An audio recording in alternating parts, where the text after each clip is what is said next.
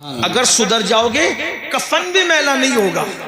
قبر کے کیڑے تو بہت دور کی بات ہے، کفن بھی انشاءاللہ میلا نہیں. حضور کو راضی کر لو، سدھر جاؤ. اور آدمی جب سدھرتا ہے زندگی میں، آدمی زندگی میں جب سدھرتا ہے اللہ اس کو صلہ دیتا ہے. لیکن اصل سدھرنا جوانی کا ہے. جو جوانی میں سدھر جائے، آقا ارشاد فرماتے صلی اللہ علیہ وآلہ وسلم، ان علماء سے بعد میں اس کا مطلب پوچھنا بتائیں گے تمہیں. آقا ارشاد فرماتے جوانی میں عبادت کرنے والا جوان بوڑھوں پر ایسی فضیلت پاتا ہے جیسے اللہ نے مرسلین کو لوگوں پر فضیلت عطا فرمائی. سبحان اللہ سبحان. یہ جوانی ہے. تو بات جو ختم کر رہا تھا وہ یہ کہ جوانی میں سدھر جاؤ. آخری بات کے طور پہ سدھر جاؤ، اللہ سے عہد کرو، ہم سے نہیں، اپنے اللہ سے. اپنا معاملہ اللہ سے درست کرو. اور ایک بات کہہ دوں بیچ میں، اگر جوانی میں پاپ کرو گے، زنا کرو گے، ظلم کرو گے، بڑھاپا اللہ اتنا ذلیل مسلط کرے گا. بزرگوں نے فرمایا جو جوانی میں پاپ کرتے ہیں اللہ ان کو اتنا دردناک اور اتنا ذلیل بڑھاپا دیتا ہے کہ وہ موت مانگتے تو ان کو موت بھی نہیں آتی، وہ بھیک مانگتے تو لوگ ان کو بھیک بھی نہیں دیتے. سید الطائفہ حضرت جنید بغدادی فرماتے ہیں کہ ایک بار کوئی بوڑھا بغداد کے بازار میں بھیک مانگ رہا تھا، بھیک، تو لوگ اس کو بھیک نہیں دے رہے تھے. مریدوں نے کہا حضرت بغداد والے اس قدر سخت دل ہو گئے کہ اس بڈھے کو کوئی بھیک بھی نہیں دیتا. تو سید الطائفہ جنید بغدادی فرماتے ہیں بیٹے ضرور اس نے جوانی میں پاپ کیے ہوں گے، تب اللہ نے اس کو ایسا بڑھاپا دیا کہ لوگ بڑھاپے میں اس کو بھیک بھی نہیں دیتے. جب تحقیق کی گئی تو پتہ چلا کہ واقعی اس نے اپنی جوانی میں بہت گل کھلائے تھے، بہت ظلم کیے تھے، بڑے پاپ کیے تھے، بڑے جرائم کیے تھے. یہ جوانی جانے کے لیے آئی ہے. ہمارے اسلاف نے فرمایا جیسے اچھے مہمان کی قدر کرتے ہو، جیسے اچھے مہمان کی قدر کرتے ہو، ویسے اپنی جوانی کی قدر کرنا سیکھو. یہ جوانی جانے کے لیے آئی ہے. یہ بال کالے سفید ہو جائیں گے، آنکھوں کی تیز روشنی مدھم پڑ جائے گی، خوبصورت چہروں پہ جھریاں پڑ جائے گی. آپ دیکھ رہے ہیں بڑے بڑے ہیرو، نچنیے، اسٹار، سپر اسٹار آج کہاں ہیں؟ زمین کھا گئی، آسماں کیسے کیسے. آج کوئی ان کا نام لینے والا ہے؟ لیکن میرے غریب نواز 900 سال بیت گئے، آج بھی ان کے ڈنکے بج رہے ہیں. محبوب الہی 700 سال بیت گئے، آج بھی ان کے ڈنکے بج رہے ہیں. میرے مرشد غوث پاک آج بھی ان کے ڈنکے بج رہے ہیں. کیوں؟ انہوں نے اللہ کو راضی کیا. اللہ کو راضی کر لو. دیکھو گناہ میں کوئی خیر نہیں ہے، گناہ سے نکلو. ایک بار نیکی کی زندگی عہد کرو. کچھ لوگ کہتے ہیں حضرت نہیں جو وہ گناہ سے بچنا آج کے دور میں بہت مشکل ہے. کچھ نہیں، سب شیطانی وسوسہ ہے. اگر آج بھی کوئی بچنا چاہے میرا اللہ آج بھی بچا. بے شک. دیکھ ایک مثال کے ذریعے سمجھاؤں، سننا چاہتے ہیں عرض کروں. دیکھیے جب زلیخا نے، جناب زلیخا نے حضرت یوسف علیہ السلام کو، حضرت یوسف علیہ السلام کے ساتھ بدی چاہیے، یعنی گناہ کرنا چاہیے. بہت خوبصورت تھے نا حضرت یوسف علیہ السلام، بہت خوبصورت، اتنے خوبصورت تھے کہ بزرگوں نے لکھا ہے کہ کھانا کھاتے تھے تو لقمہ حلق کے نیچے اترتا ہوا نظر آتا. سبحان اللہ. اور ایسی چمک تھی چہرے میں کہ بھوکا دیکھتا تھا تو اس کی بھوک ختم ہو جائے، بے شک. پیاسا دیکھتا تو اس کی پیاس میں. زلیخا نام کی خاتون فدا ہو گئی آپ، اور وہ آپ کے ساتھ بدی چاہتی تھی. بادشاہ کی بیوی تھی اور اللہ کی شان کے حضرت یوسف ان دنوں بظاہر بادشاہ کے یہاں بازار سے خرید کر لائے گئے تھے. عمر چھوٹی، ظاہر سی جوانی، شباب. زلیخا نے حضرت یوسف کو اپنے کمرے میں بلایا اور تالا ڈال دیا. کون سا تالا؟ حکومتی تالا، شاہی تالا، اور ڈال دیا. پھر دوسرے کمرے میں بلایا، پھر تالا ڈال دیا. ایسے 7 کمروں میں تالے ڈال کے لے گئی. اور پھر حضرت یوسف سے کہا میرے ساتھ بدکاری کر. استغفر اللہ. ایک بات اور یاد آئی اس پر، جب حضرت یوسف کو اس نے بدی کی دعوت دینی چاہیے تو دوپٹہ اتار دیا اور پاس ہی اس کا بت رکھا، جس کی وہ عبادت کرتی تھی، وہ بت مورتی پاس رکھی تھی. بت، زلیخا نے دوپٹہ اس پہ ڈالا اور دوپٹہ ڈالنے کے بعد حضرت یوسف سے کہا میرے ساتھ برائی کر۔ تو حضرت یوسف نے کہا اس پہ دوپٹہ کیوں ڈالا برائی کی دعوت سے؟ توجہ کر، غور، ہائے ہائے ہائے، اندازہ کر، اس پہ دوپٹہ کیوں ڈالا برائی سے پہلے؟ زلیخا نے کہا اس کی عبادت کرتی ہوں نا، اس کی عبادت، تو دوپٹہ اس لیے ڈالا تاکہ میرے خدا کے آنکھوں پہ پردے پڑ جائے اور گناہ کرتے ہوئے میرا خدا دیکھ نہ سکے۔ غور کریں، میں کہتا ہوں اس وقت تو زلیخا بت پرست تھی، اپنے معبود باطل کا اتنا خیال تھا، مسلمانوں معبود حق کا خیال چھوڑ دیا۔ اس نے ڈال میرے خدا کی آنکھ پر دوپٹے کا کپڑا پڑ جائے تاکہ وہ مجھے گناہ کرتے نہ دیکھے۔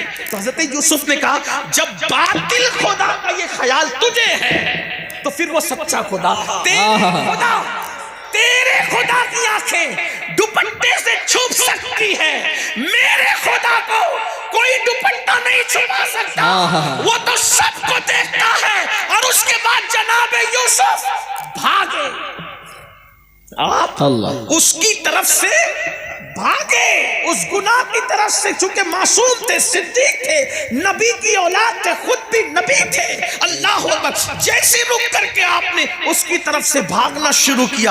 زلیخا خوش ہو رہی تھی، میں نے تو ساتھ ساتھ تالے ڈال کے رکھے، بھاگ کر جائیں گے کہاں؟ لیکن خدا کی شان، جیسے دروازے پہ پہنچے تالا خود بخود ٹوٹا، زمین پہ گرا اور دروازہ کھل گیا۔ حضرت یوسف آگے بڑھے، پھر وہ دروازہ بھی کھل گیا، تالا ٹوٹ کے گرا، اور آگے بڑھے، وہ دروازہ بھی تالا ٹوٹ گیا، دروازہ کھل گیا، ساتوں دروازے کھل گئے، یوسف علیہ السلام باہر ہو گئے۔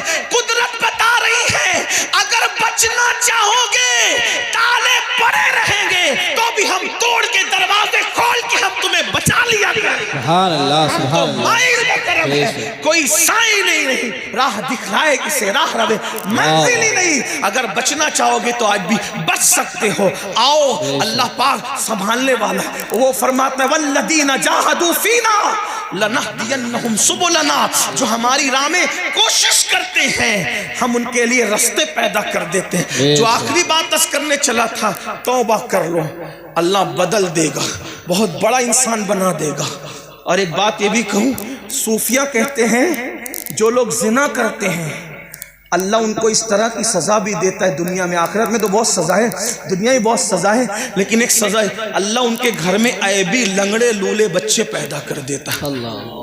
حالانکہ ہر ایک کے گھر میں جو لنگڑے لولے بچے پیدا ہو، سب پہ شک نہیں کرنا، 90% 95% لوگوں کے گھر میں لنگڑے لولے بچے زنا کی وجہ سے ہوتے ہیں، 5% لوگوں کے گھروں میں بچے اللہ کی آزمائش کی وجہ سے ہوتے ہیں۔ تو سب کو شکی نظر سے نہیں دیکھنا، تو سزا بہت ہے گناہ کی، لمحوں کے گناہوں نے صدیوں کی سزا پائی۔ ان بطش ربک لشدید، تیرے رب کی پکڑ بڑی سخت ہے، توبہ کرو، بدلو، زندگی تبدیل کرو۔ کیا ملے گا؟ بات ختم کرتے ہوئے، ایک جوان ہے، جوان تھا ایک جوان، اپنے الفاظ کے جامع میں اپنے ذوق کے مطابق ایک تصوف کی کتاب کے لکھے ہوئے واقعے کو اپنے الفاظ کے جامع میں پیش کر رہا ہوں۔ ایک جوان تھا، 16-17 سال کی عمر تھی، یہ عمر بڑی دیوانی ہوتی، 16 سے لے کے 45 سال تک اگر آدمی اپنے آپ کو سنبھال لینا پھر انشاءاللہ وہ نہیں بگڑے گا، اللہ انشاءاللہ۔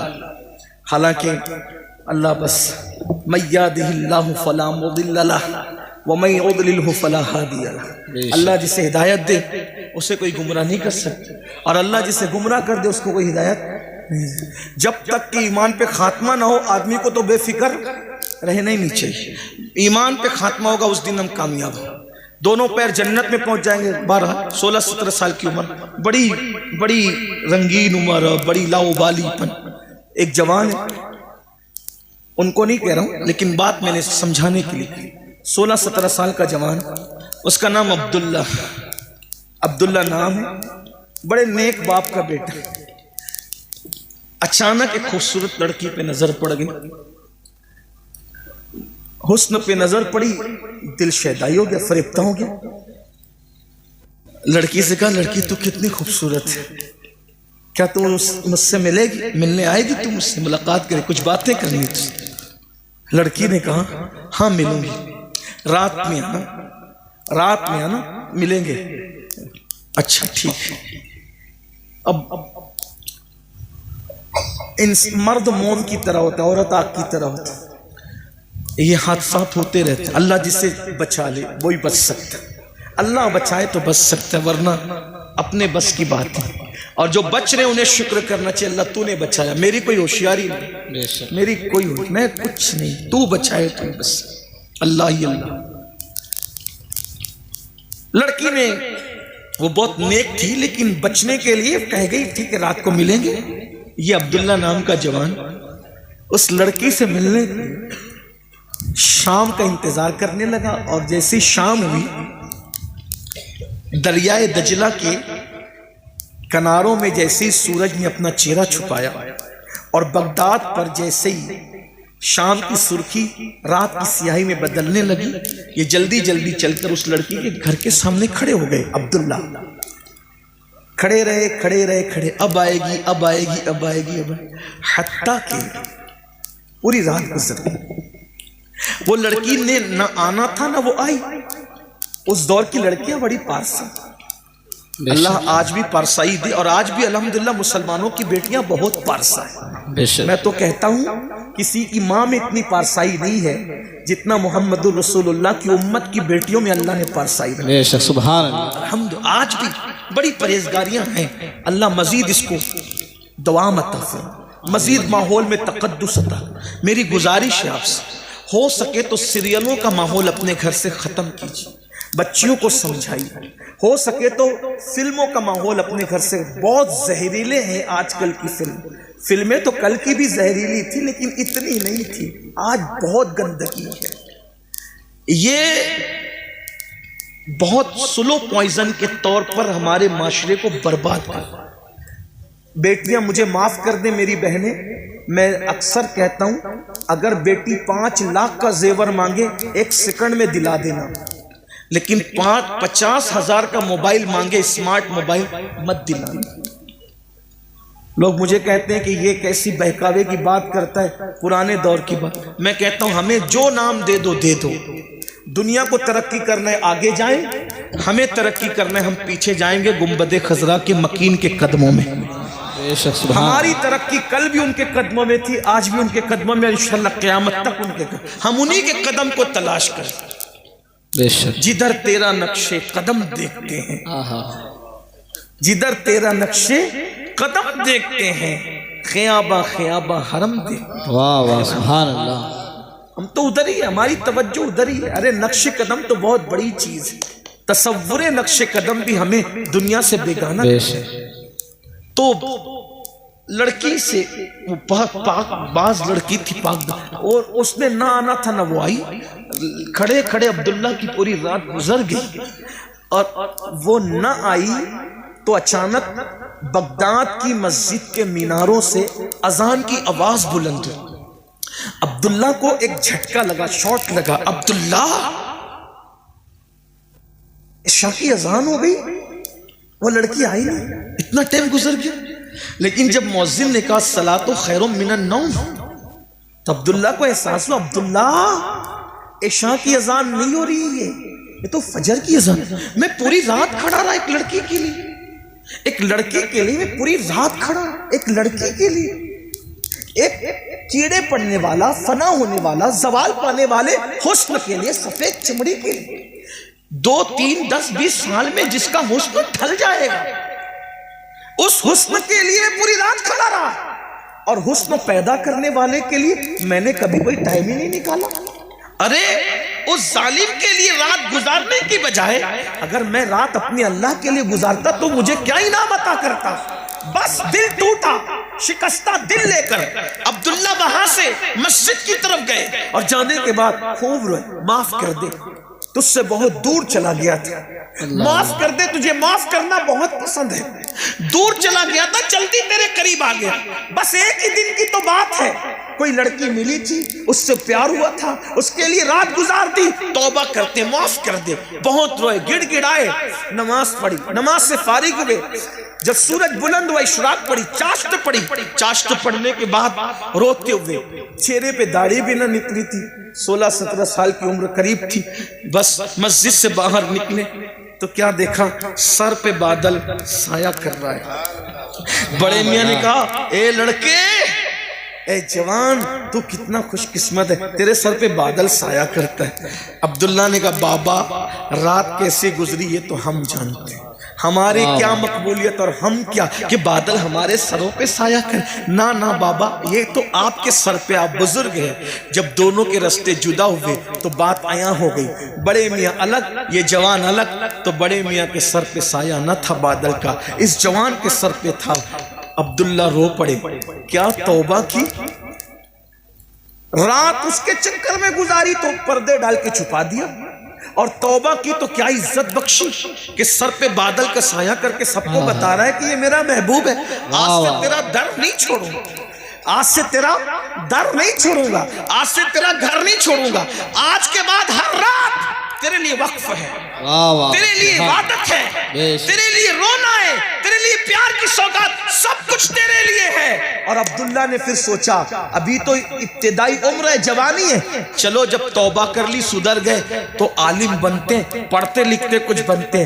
پڑھنے لکھنے کے لیے پہنچے تو مقدر عروج پر تھا، امام اعظم جیسا استاد مل گیا، اور وہ پڑھایا امام اعظم نے کہ امیر المومنین فی الحدیث بنایا، امام الفقہاء بنایا، شیخ المشائخ بنایا۔ اور وہی عبداللہ جو 16-17 سال کی عمر کی وہ رات تھی، وہ عبداللہ اتنے مبارک ہو گئے کہ انہی عبداللہ کو دنیا نے عبداللہ ابن مبارک کے نام سے جانا۔ اور امام اعظم کہا کرتے تھے اگر قیامت میں اللہ مجھ سے پوچھے گا اے نعمان تو دنیا سے میرے لیے کیا لایا ہے، تو میں عبداللہ ابن مبارک کو پیش کر دوں گا، اللہ اسی کے صدقے میں میری مغفرت فرما دے۔ جوانی میں سدھرنے پہ کیا انعام ملتا ہے؟ آج سے توبہ، بولو کرتے ہو تو آپ بھی کریں، سب کریں، توبہ کرتے، آج سے زندگی بدلے گی انشاءاللہ۔